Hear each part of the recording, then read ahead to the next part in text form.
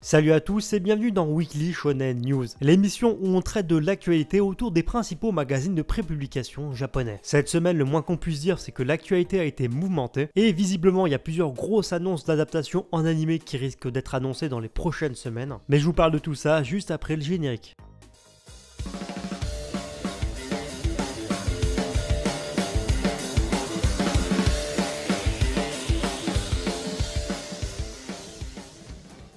Avant d'aller plus loin, comme d'habitude, si vous voulez soutenir la chaîne, il n'y a qu'un seul moyen, lâchez les pouces bleus, ça aidera mon contenu à être mis en avant sur YouTube, donc vraiment merci à vous. Et si c'est pas encore fait, ça serait dommage de passer à côté, je vous propose de vous abonner à la chaîne, c'est totalement gratuit, ça prend 2 secondes, et vous pourrez suivre toute l'actualité manga sur YouTube. Enfin bref, place au numéro. Alors dans un premier temps, concernant l'actualité manga, mais autour du Weekly Shonen Jump, il faut déjà premièrement que le prochain numéro du magazine, le numéro 51 du Jump, la nouveauté Sakamoto Days, aura le droit à une belle mise en avant à travers justement la couverture du magazine. Le très populaire Black Clover fera son grand retour dans le magazine après une semaine de pause, un comeback assez attendu on va dire, et justement à cette occasion le manga aura le droit à une page couleur, et les mangas Mashle et Bill King s'offriront également le privilège d'obtenir chacun une page couleur. Ensuite il faut relever que le manga My Hero Academia qui cartonne actuellement, apparemment l'arc en cours est juste dingue, sera en pause dans le prochain numéro, donc dans le numéro 51 du Jump, mais pas de panique, c'est juste une pause à nouveau ponctuelle, et le manga sera de retour dans le numéro 52. Attention cette fois pour ceux qui sont un peu sensibles aux spoilers, on n'a pas la même sensibilité face aux spoils. Et si je vous dis ça, c'est parce que Kimetsu no Yaiba Demon Slayer a eu le droit justement à un tout premier visuel, on a eu le droit à un tout premier aperçu pour son 23e et dernier volume, le dernier tome du manga. Donc le voici, voilà, il n'y a pas beaucoup de spoils, mais en tout cas pour l'instant le visuel s'annonce juste dingue je trouve. Et enfin, dernière info plutôt sympathique concernant Manga Plus, il faut relever que l'application et le site internet ont obtenu un total de 5 millions d'utilisateurs actifs pour le mois d'octobre. Et c'est bien la preuve que l'application Manga Plus cartonne de plus en plus dans le monde. Parlons maintenant de l'actualité autour du Weekly Shonen Magazine. Et le Shonen Magazine numéro 51, dispo la semaine prochaine au Japon, nous proposera un lead color assez incroyable parce que ça sera un lead color aux couleurs de Hajime no Ippo. Bien sûr, ça sera uniquement justement dans l'édition papier du manga, parce que pour rappel, Ippo n'est pas publié en version digitale. Et le manga Hajime no Ippo aura également le droit à une page couleur spéciale et promotionnelle afin de promouvoir et de mettre en avant son nouveau jeu mobile Fighting Souls. Les autres pages couleurs du magazine reviendront au Bulldozer Kuko's Fiancé et Kanojo Mo Kanojo, les deux poulains du magazine en quelque sorte. Et la nouveauté manga Kanki Banka, qui a fait ses grands débuts cette semaine dans le Shonen Magazine, aura un chapitre assez conséquent pour son deuxième chapitre avec 45 pages. Et juste avant, je vous parlais du manga Kuko's Fiancé, et bah ça tombe bien, parce qu'il faut noter que le manga s'apprête à recevoir une belle mise en avant dans les prochains numéros. En effet, la semaine prochaine, donc dans le numéro 51, Kuko's Fiancé va obtenir justement la couverture digitale du magazine, en plus des pages couleurs que je vous ai justement annoncé juste avant. Mais c'est pas tout, le manga aura également le droit à une mise en avant dans 2 semaines dans le numéro 52. Le succès du manga et sa popularité semblent absolument inarrêtables. Et on enchaîne maintenant avec un point d'actualité sur le Weekly Shonen Sunday, où justement dans le numéro 51 du magazine, le spin-off détective Conan Wild Police va s'offrir à la couverture du magazine à l'occasion de la publication de son ultime chapitre. Pour le reste, le haut combien attendu en France Komi-san va bénéficier de son côté du lead color afin de célébrer la sortie de son tome 19, et les mangas Tonikaku et Susuno Frieren feront également l'objet de mise en avant à travers des pages couleurs. Place cette fois l'actualité autour de l'animation, où justement on va parler d'un des gros sujets de l'émission, et ce point concerne le Jump, et cette info justement c'est une rumeur, et comme chaque rumeur je vous rappelle qu'il faut la prendre vraiment avec des pincettes. Et cette rumeur justement qui circule depuis quelques jours, c'est que apparemment le manga Chainsaw Man ferait très prochainement l'objet d'une annonce pour son animé. L'origine de cette rumeur provient justement d'un nom de domaine qui a été déposé au nom de chainsawman.dog, où justement ce nom de domaine a été déposé pour un futur site internet. Alors on est d'accord, ce n'est absolument en rien une confirmation officielle ni une vraie news, mais en tout cas cet élément reste à surveiller. Et toujours concernant l'animation autour du Jump, il faut savoir que la saison 2 de World Trigger